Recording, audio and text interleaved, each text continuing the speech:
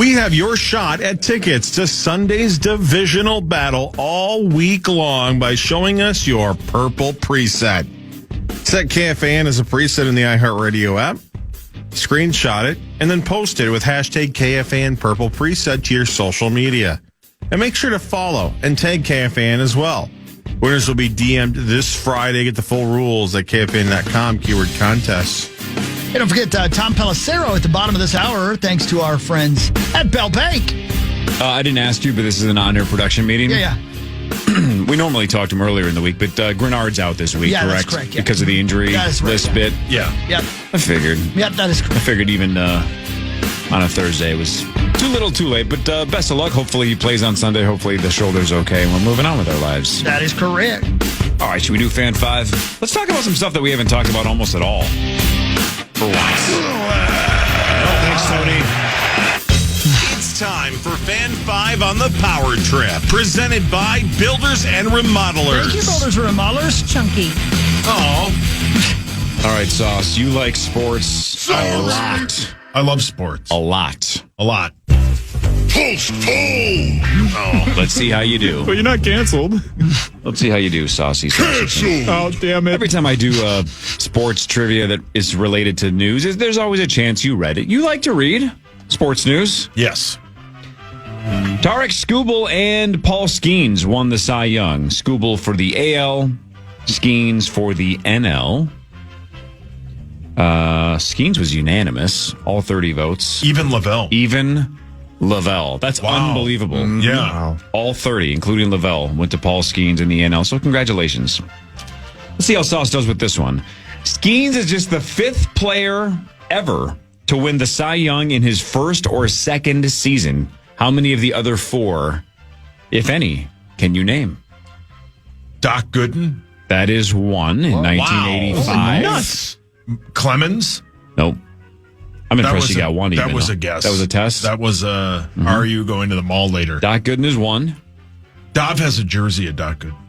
I think one of them is gettable because it was a huge deal. The other 2 would be very, very obscure, even though their names. Fernando Valenzuela. That's the one I thought you could get because he took over. Like it was like, what was it, Fernando Mania or something they called it? I think that was the same time the Night Stalker was on. So Valenzuela in 1981. No.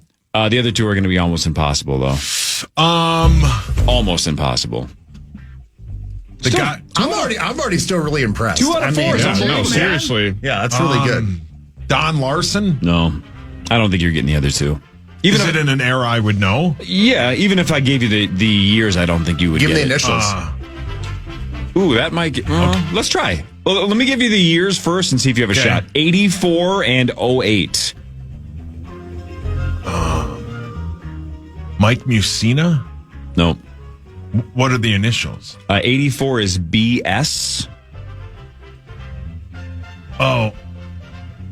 Bram Stoker? Brilliant. Dude could sling it, man. No, I don't know that one. That's Brett Saberhagen. Oh, damn it. Saberhagen. And then in 08, it was TL. TL. Tim Laudner? He plays catcher for the Twins. Tommy? You had it half right. Tim Lincecum. Nailed it. Wow, that's still real good. He fell off bad, didn't he? He was sweet, though. That pitching motion was sweet. Yeah, Lincecum was unbelievable. Yeah, he was like 100 pounds. The way he threw that ball, how would you not? Yep. All right. Ken Jennings of sports. Okay. Skubal won back-to-back AL Cy Youngs. That is the first. This is not fair. He never went to Skubal. That is the not senior year. He didn't even take a backpack. He is the first AL back-to-back Cy Young Award winner since 1999 and 2000. Who was it? Pedro Martinez. That is the correct answer. Wow. This guy. I love sports. All right, let's keep this going. Genius. I'm trying to pump you up so Gambler doesn't take over. Thank you. I honestly cannot believe this is the case. This is nuts. When the starting pitchers of the All-Star game are named, it's almost always because they are killing it, right? Yeah. You are at the midpoint of the season, you are like the front runner probably for the Cy Young. You're the best. This is only the second time, because Skubal and Skeens were the starters. This is only the second time the starting pitchers from the All-Star game both went on to win the Cy Young. Wow. The other time it happened was 2001. Sauce, name those two pitchers that started the All-Star game and both won the Cy Young in 01. Is that too late for Greg Maddux? Maddux is incorrect. Both huge names. So these are not obscure names. Thank you. Randy Johnson. That's one. Randy Johnson and... Jeez. So, let's see here. Guy's a genius. Not John Smoltz. Who else was good? Well, I'll give you a little hint. I assume Johnson was at the Diamondbacks then, right? Which means he was an NL pitcher at Was that it point. Mike Mussina? Nope. Was it a Yankee? Was it Loggins and Was it- Messina? Roger Clemens? Roger Clemens. There you go. Randy Johnson and Roger Clemens. Man, I like sports. Let's go, I love sports. Oh, So- man. You guys know that everybody has a truth tell. So if you ask somebody an obscure question, like a real factual question about their life, they will always look to one direction to try to find that memory. Yes. Right? Harry, Niall, yeah. Jesus. Your mic is on. We obviously know his tell. I mean, he looks to the right and up every single time when he's looking for the right answer. Now, if he's lying, he'll probably look a different direction. Did I not just say that to you before the show 2 days ago? Yeah, but I was weird? telling you the truth, though. Yeah, no, I know, but Yeah. that is weird. That is weird. Play poker. I've been listening to O's Perlman's book. Oh, yeah. It's not Read exactly your what you mind. think it would be. So far, anyway, it's not. I'm only 2 chapters in. Isn't it? It's more about the social dynamics of reading Completely. people, correct? Yeah, completely. Yeah, Yeah, but it's good so About far? Yeah, so far it's really good. He's interesting to listen to, But, Yeah, I love that guy. Yeah, and the story about how he started doing it's really, really interesting as well. But Yeah, he's a warlock. He might I be. mean, he's not real. He might he's be like, a no, I warlock." don't read people's minds. I just like know people's tells. Like, no, yeah. no, you're just like some sort of like witchcraft going Yeah, on. Sarah Jane asked me this the other day, and I hope he addresses this in the book. If he can read people like that, why doesn't he work for the police? Well, Yeah, good so I've point. heard him say that almost every different aspect of the world has asked him for help, right? Yeah, right. Fortune 100 CEOs have been like, can you come work for us to read people in meetings or help us see where we should be? Like, essentially, he's been asked by the business Sure. community. What about Sting? Well played. Man, your band jokes are off the charts right now. Well played, Zach. So anyway, there were these 4 brunettes. They weren't blonde, and they were meeting with those Perlman. What's going on, man? Well done. You're paying attention. Anyway, so yeah, no, I think you're right. It's a lot like when Sylvia Brown was a big deal on Montel, and then the police were like going, "Hey, help us solve murders and help us solve missing kids." And of course, she did none of that. She was as good as Kim Kardashian psychics telling her she was going to pass the bar exam. Paul, both of your hands are up. Cynthia Brown Woodhawk. I believe she's dead, but back in the day, 1 billion%. And Sylvia Brown. Yeah, but she wouldn't do it because she already perceived how bad I was going to be. She knew it. She saw the future. Yeah. I think, didn't she claim she helped in a bunch of investigations? I think so, yeah. I don't know. I mean, Isn't she the person they called when the guy that now does America's Most Wanted kid got taken? John Walsh? Yeah. I don't know. I think that's his name. Maybe. By the way, for the Power Trip Survivor, everybody took the Patriots, but Marnie, she took the Steelers. Ooh, who does the Steelers play? Cincinnati. Ooh, that's I a don't know dangerous about- one. Yeah, I don't know about that one. That one's dicey. That's Yeah. good. We'll get rid of one this weekend. Doobity-doo-doo. Oh, you just said it. Yeah, now we're Marnie's on. gonna win. Yeah. No, I'm O's is magic. interesting, man. Yeah, it is. It is. Yeah. I should read that book. Yeah, he, or listen to it. One of the He saw two. somebody doing magic one time when he was a kid. He was like, that's what I want to do for the rest of my life. Wow. He said he even bought waterproof cards so he could do card tricks in the shower because he loved it so much. And then he went to a restaurant that he had scouted and saw that they had really slow time in the mid-afternoon. And he went in there with his mom and started doing magic tricks at the bar and just so the bartender would see him. And the bartender's like, wow, that's really cool. And he's like, really? I could do this for your customers if you want. And he started doing that at table to table at a restaurant. Oh, wow. The work ethic is unbelievable. It's And if that you- is the thing. And if you follow him on Instagram, He runs almost a marathon a day. Yeah, that's right. He'll have like a mentalist presentation at 7:00, and he'll land at some city at like noon, run for 2.5 hours. And it's like, I just ran 18 miles. I'm going to go back and shower, and then I got this show to do. It's like, for God's sakes, he's running almost a marathon a day. He's a psycho. Wow, man. It's he's magic. Effort, man. It gets people places. Yeah. What? We should look into it. Nate. What is it? Hey, man, your already sports did that. knowledge Yeah, man. got you here. And they told me in middle school that would never matter. What, sports knowledge? Yeah. Apparently, they told you brushing your teeth wouldn't either. You can kiss a hot dog. I can? Yeah, and use no hands. But will I? Oh, yeah. Okay, cool. Thank you. We'll ask Tom Pelissero about kissing hot dogs after this. This is the Power Trip Morning Show on the Fan.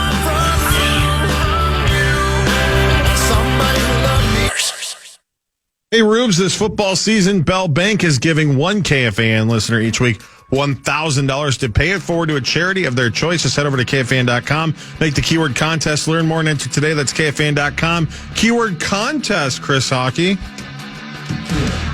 Thank you, buddy. Yeah, it's that time, man. Listen, I'm guessing he's coming up through that channel, right? Is that right, buddy? Yes, sir. Okay, cool. Our friends at Bell Bank bring you our friend, Tom Pelissero. They do great. And in fact, it's the entire reason that we are involved with Bell Bank. I'm sure we've told the story a million times, but I'll tell it one more time.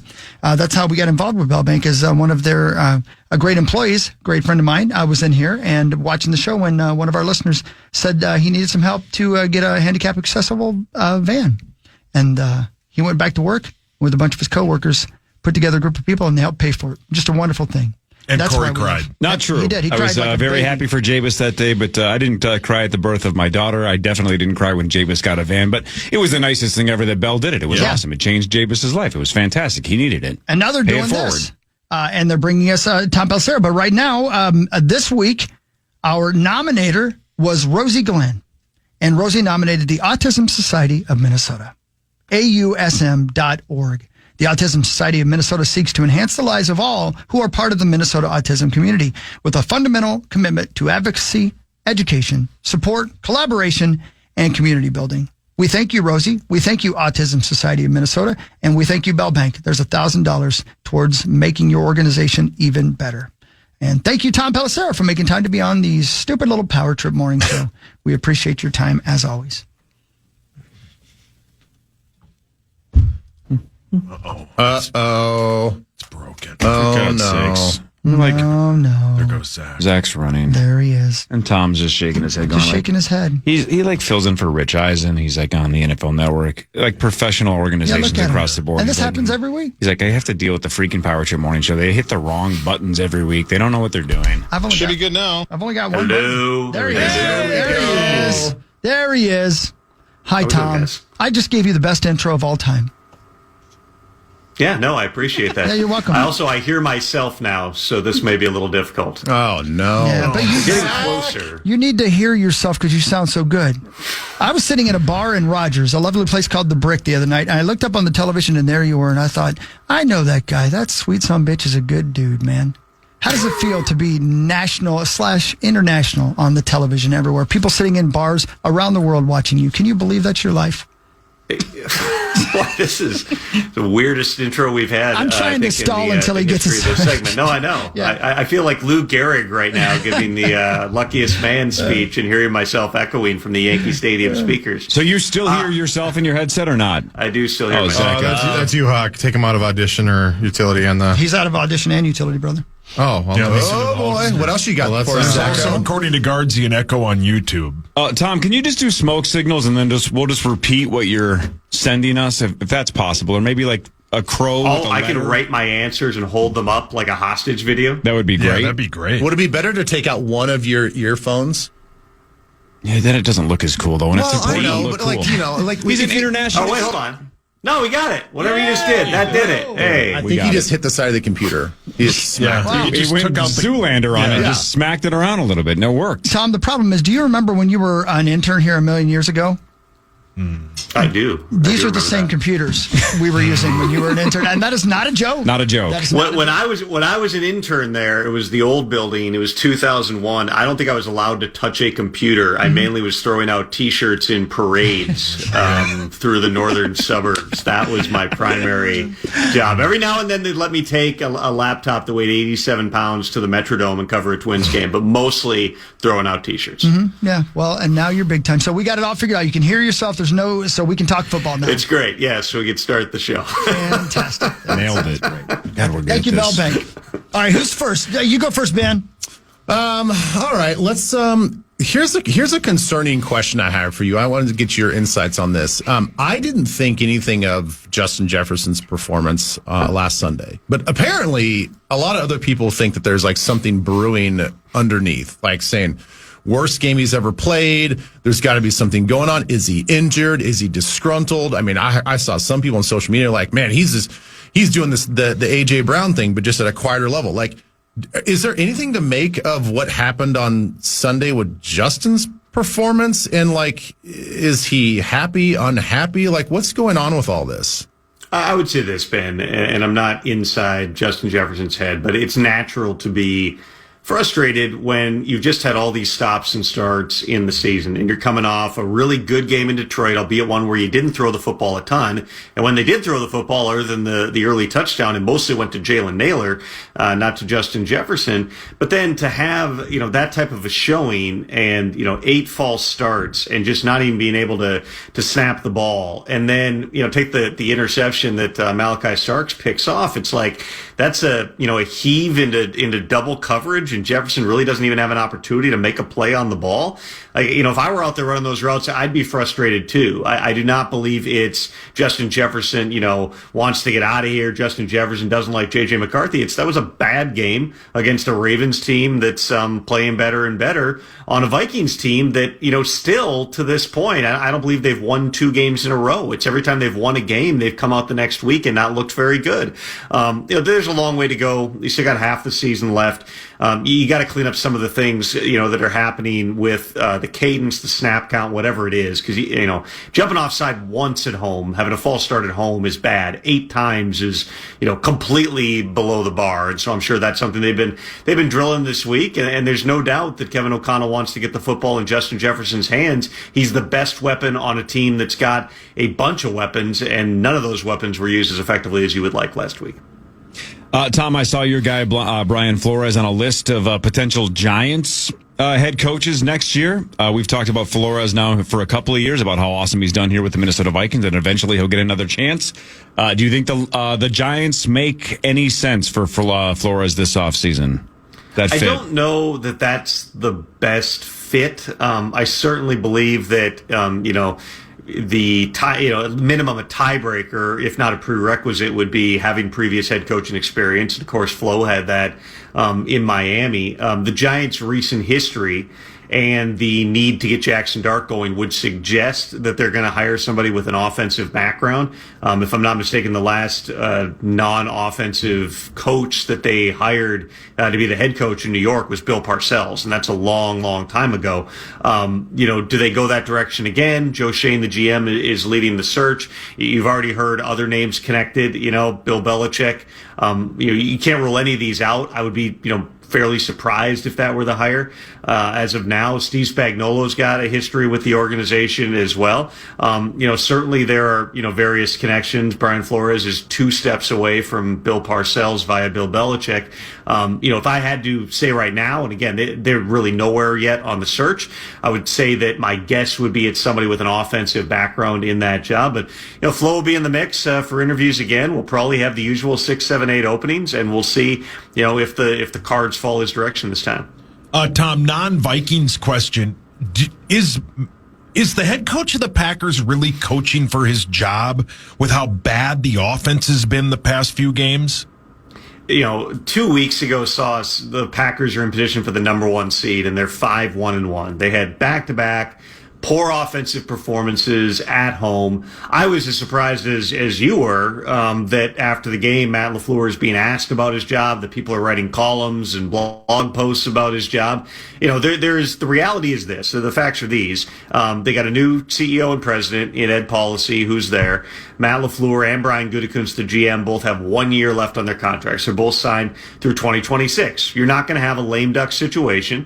And so the belief would be after this season that you're going to do contract extensions with both of those guys and carry on into the future. Matt LaFleur's won 2/3 of his games as the Packers head coach. Obviously, a couple of those were with Aaron Rodgers and MVP, then developing Jordan Love. They got into the playoffs again last year. They're still tracking to be in the playoffs this year. There's no question the offense has to perform better, but think about the issues that they've had from a depth perspective over these past couple of games. And I get it. Everybody has injuries within the league, but they lost Tucker Kraft in that Panthers game. That is the best offensive player. You can argue Josh Jacobs too, but certainly, Tucker Kraft's been a difference maker for that team. He's out for the season.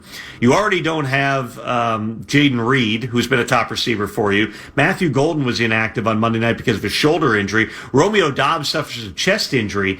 They got a guy named Bo Melton, who's a wide receiver who got moved to corner in camp, which you can probably ascertain what at least one of those reasons is. Bo Melton was the number 4 corner for the Packers, who didn't even suit up a 5th on Monday night. And then because Dobbs gets hurt, he's basically now the 3rd wide receiver. And so it's like, 4th and 8. And they're throwing. How can they drop that ball? Well, that's Bo Melton, who hasn't been practicing receiver. Well, how are they, misaligned and it wipes out a big play? That's Bo Melton, who probably hadn't lined up on that play in practice all week. Some of that stuff is coaching. Some of it's personnel. Some of it's, bad luck with the injuries and just, the shortages and the adjustments you have to make within the game. I think Matt LaFleur is one of the best coaches in the NFL. The track record suggests that. He's a really good play caller. They got the Giants this week. Maybe they get the 1 week pop with, Jameis Winston and Mike Kafka taking over. If I were guessing, I would say that this is a game where the Packers are able to get back on track. But, they're not getting Tucker Kraft back. They've got other, injuries and personnel shortages. Let's see how they're able to adjust. I do think that this is a week where the Packers offense should bounce back. All right, let's stay within the division and the team that we are playing this week in the Chicago Bears. And, if you listen and, all the people around Chicago, they think this is it. They have turned the corner. They truly believe in what Caleb's doing. You look at their totality of their work and, not a lot of quality wins there. So what do you make of the Bears? Are they for real or are they still building something and not quite there yet? I think Ben Johnson's done an unbelievable job. It shouldn't surprise anybody. Definitely shouldn't surprise the Bears, who gave him a boatload of money to help bring him to Chicago. They've not been, from an offensive perspective, they haven't been putting up, Star Wars numbers. This is not the 2024 Lions offense that was setting scoring records. But they don't have the personnel and they don't have the time on task. What they've been really, really good at is situationally crunch time. We've seen the Bears rally back from big deficits. We've seen them just make the clutch plays late. We've seen Ben Johnson pull a rabbit out of a hat from a play calling perspective. And he does have Caleb Williams playing the most controlled football we've ever seen Caleb play. Everybody knows when he's flushing to his right and chucking the ball sidearm across his body, he does rare stuff and he can move and he can scramble. But it's the playing in rhythm that Caleb Williams has really grown through the course of this season. And this is not, just like any other first-year head coach, both on offense and defense. They're not perfect. They don't have perfect scheme fits at every position. Even in Detroit, when Dan Campbell was taking over there, granted, that first year they had Anthony Lynn as the play caller. That didn't work, so Dan Campbell did the same thing he just did last week again, which was take over the play calling duties himself. But Ben Johnson really got integrated. It wasn't until year 2 and the back half of year 2 that they started playing at that elite type of level that we've seen from the Lions. Ben Johnson already has won more games through the first half of his first season than Dan Campbell did in this first year and a half as the Lions head coach. It speaks to the work that Ben Johnson and Dennis Allen on the defensive side have done to flip that thing in a short period of time, get guys believing, and that's culturally something, Ben, there's losing that gets ingrained in the culture, and that can take time to get that mindset out of the building. In very short order, they're finding ways to win games. Now, do I think that this is a Bears team that's primed to make a Super Bowl run this year? That's probably asking a lot. In many regards, they've overachieved so far this season, but they are playing good football. And you know this, the Bears, from what they've shown so far, they're not going to beat themselves. If anything, they're a team that is uniquely equipped right now to exploit your mistakes if you try to give the game away late. They've done it repeatedly this season, which is why they're sitting there with 5-6 wins and, in a position where, they might be able to sneak into the playoffs in Ben's first year. Tom Pelissero, brought to you by our friends at Bell Bank. Real quick, just quick Twitch answers, if you wouldn't mind, on both these teams. How good, in reality, in your opinion, are the Colts and the Seahawks? Colts are playing really well. Luan Rumo's done a really good job with not perfect personnel. They've had issues at every level of that defense. They made a big swing, obviously, on the Sauce Gardner trade. He played well for a guy who got there on a Tuesday, had to learn a new defense, study a different team, fly to Germany, and start on Sunday. Sauce was unbelievable. Would have been even better if he had that pick six in the game. They've been really good offensively. They're obviously defined by Jonathan Taylor. We'll see if they can sustain that into the postseason. They just stumbled a couple weeks ago against Pittsburgh, but they've been really good. The Seahawks, I think, have not gotten enough credit. And as John Schneider is, wisecracked on when he's appeared on the Insiders before, it's like, we're just hiding up here in the Pacific Northwest. Mm-hmm. Nobody talks about us. We're never on national TV. That is a really, really good football team. Mike McDonald, who everybody said was brilliant, going back to when he was in Baltimore and at the University of Michigan, he's got a defense that doesn't have a bunch of household names playing at an elite level. And if anything, there's comparisons to be made to the 2013 Seahawks team, which also was really young. And of course, they made a run and ended up winning the Super Bowl over the Broncos that year. If anything, this Seahawks team throws the ball better than that Seattle team ever did. They'd turn Russ loose in the fourth quarter and make a couple big plays. But, with the way that Sam Darnold is playing and that receiver core with Jackson Smith and Jigba, now bringing in Shaheed, Cooper Kupp's healthy again. They got to run the football probably more efficiently. I'm sure that's a big emphasis for them. But the Seahawks, in a year where I don't know that there's a clear-cut NFC favorite. Plenty of people are going to say the Lions. Plenty of people, despite the bumps in the road, including on Monday night, the Eagles have had, will say them. The Seahawks look like they can compete with anybody, and that's not a team I want to see in January. And Tom, before we let you go, who's the bobblehead that's standing on its head behind you? That's Amon-Ra St. Brown. That was grab it here. That's pretty cool.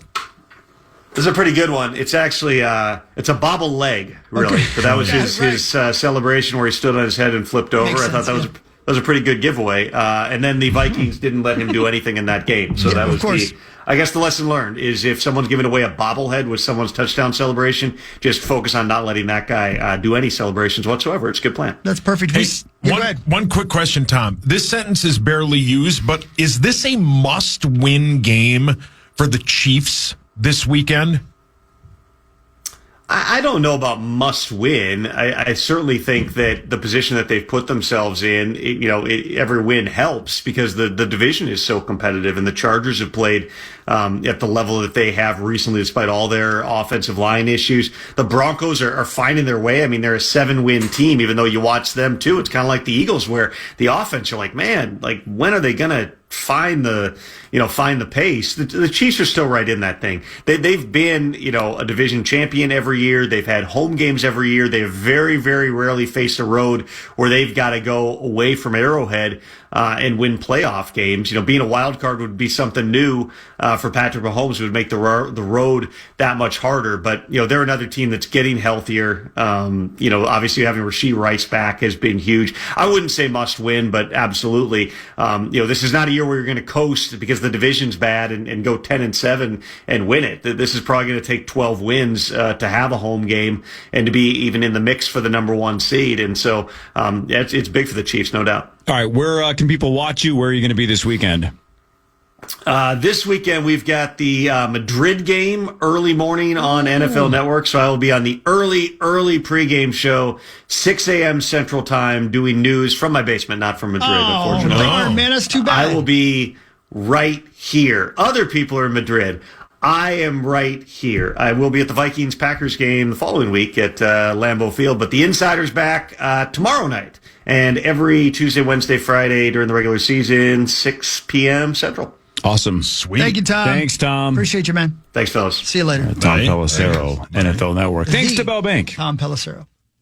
Now it's time for Headlines. Headlines brought to you by my friends at Wolf River Electric and wolfriverelectric.com. If you want to go solar, Chunky. No. it'll be real chunky and make some money off the sun. Get those solar. Well, Gambler doesn't like the fact that I'm making. Well, he should want it. I save money because I have solar panels thanks to Wolf River. Then I take that money to Vegas. Postpone. No. It's postponed. Your flight is postponed. Canceled. Canceled, Zach. say that. Zach just looked it up. Thanks to wolfriverelectric.com. Chunky. Sorry, Chunky. Speaking of canceled, the penny.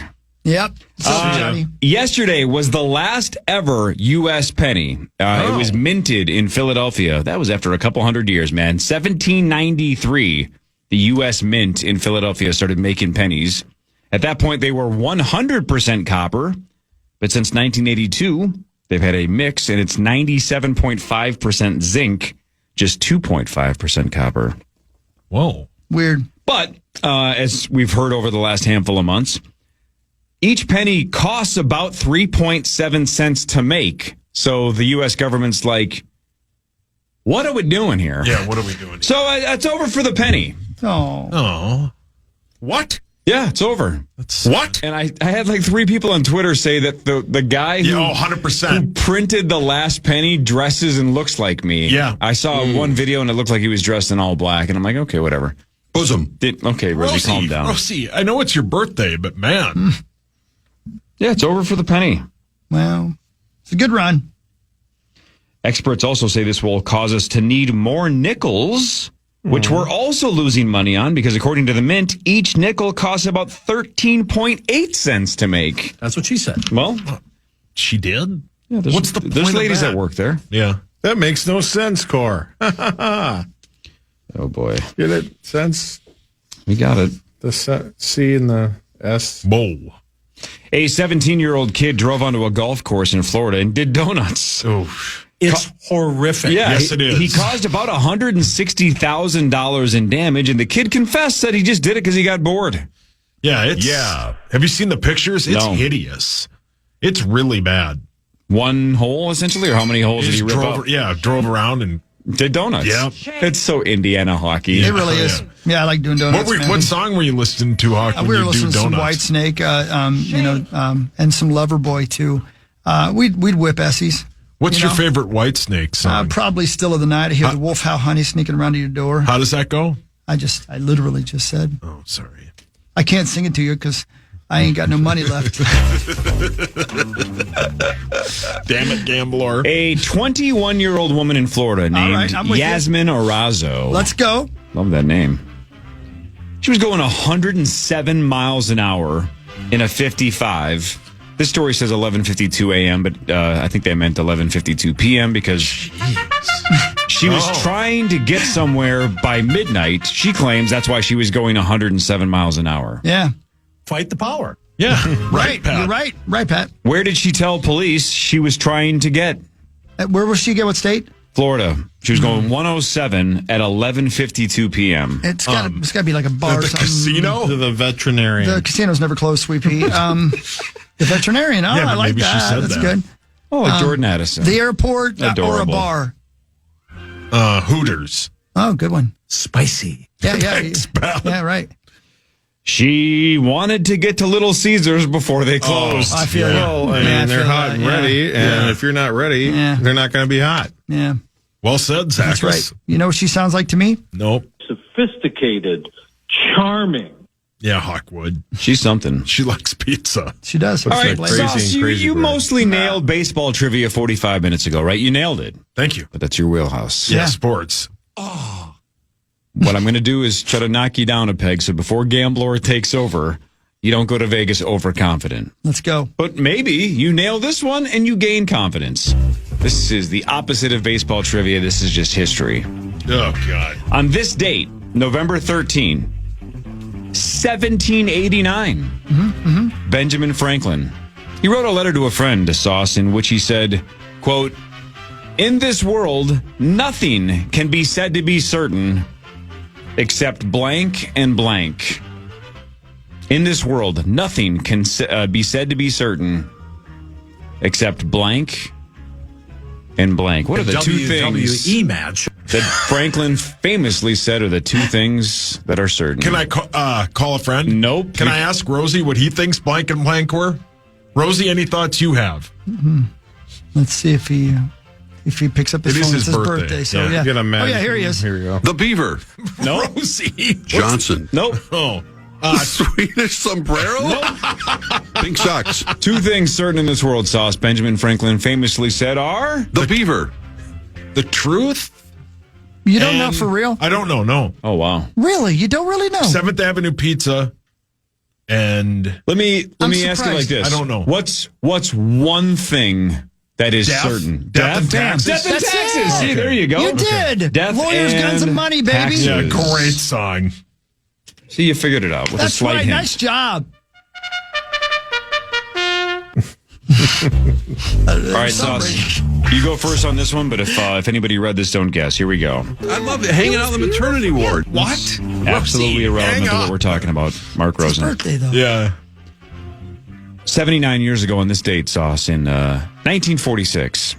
Soaking wet. Mount Greylock, Massachusetts. Yeah. That's the key. That's where He-Man's from. That's not right. Mount Skeletor? Greylock is what Rosie calls his chest. Oh, my. People at Mount Greylock, Sorry, Massachusetts Rosie. Happy birthday. were amazed by inventor Vincent Schaefer's new creation. They're at Mount Greylock, Massachusetts in 1946, and they were amazed by inventor Vincent Schaefer's new creation. What did he create? Mount Greylock, Massachusetts, 1946. November 13th, Let me guess here. 1946. Does anyone else know? Hogs Daddy, is this something you know? No. Rosie, anything you think it is?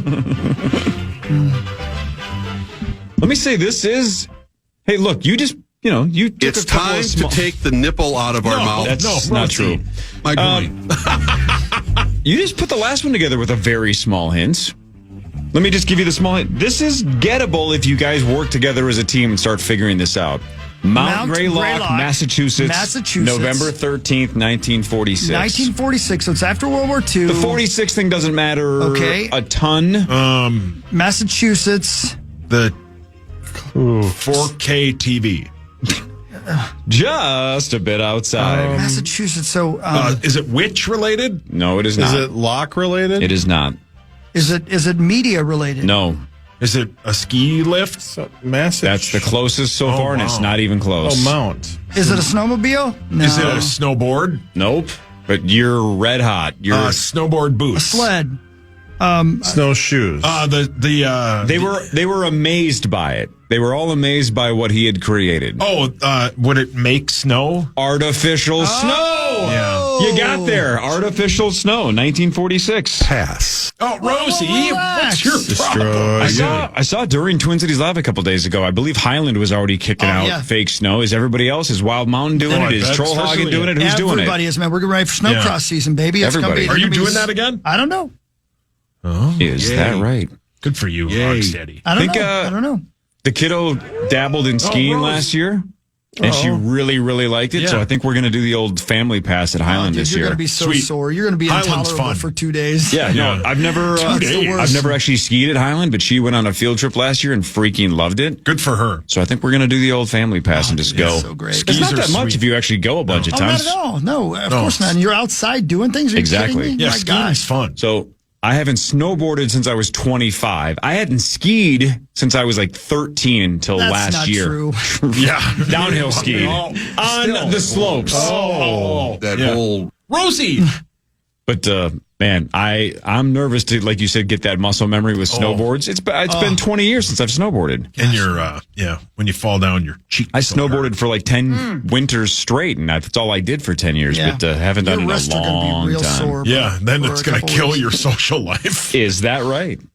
That's fun, man. Anyway, I'm pumped for good for you, Highland this year. Corliss. Yeah, great spot. Yeah. That'd be fun for you, brother. Yeah, can't wait. All right, last one. This is last fill in the blank for the day. Okay. Gamifying the news. A 53-year-old man in Pennsylvania had to be rushed to the hospital after his dog did what? Bit his parts. Don't you endorse that? Brilliant. We'll play YouPullOurParts.com. Great spot. If you have a car you don't need. A 53-year-old man in Pennsylvania had to be rushed to the hospital after his dog did what? Unplugged an oxygen machine? Loves the creativity. That's a good guess. Knock the radio into the bathtub. Nope. Knocked the toaster into the bathtub. Nope. This isn't Groundhog Day. Gave him double pink eye. Probably, Farted but in his no. face. Nope. Allergic reaction related, maybe? Food poisoning? Run into his nutsack. Yeah, I already said that. Ballish to me. That was his first Any guess. guesses, Rosie? The dog accidentally shot him. Oh, That's nice. Rosie. Rosie, it's not. That's not nice. At all. Why? I guess the guy was cleaning his gun, and on some level, the dog bumped him or whatever, and accidentally shot the guy. So how about I don't know when you're cleaning your gun? Yeah. If your dog's a little hyper, how about kennel him up so he doesn't try to give you a hug and then shoot you? train your dog right, man. Or get the dog some glasses. Let's be honest. Yeah. Yeah, man. What an embarrassing story to tell the doctors. What happened? Yeah. My dog shot me. Yeah. They're going to have to investigate that. Yeah, right. He's blaming Yeah, the dog. I mean, come on. All right, Sauce. Let Gambler take over at some point in the next 4 days. Best of luck. Have fun in Vegas. We'll see you on Tuesday. I hope you love win you $1 million guys. and have Thank the time of your life. Love you too. I'm you guys. very jealous of you, and I'm going to miss you. Yeah, I'll miss you guys as well. I love you. Love all of you. And if you're too busy to talk to us on Sunday, we'll take care of it.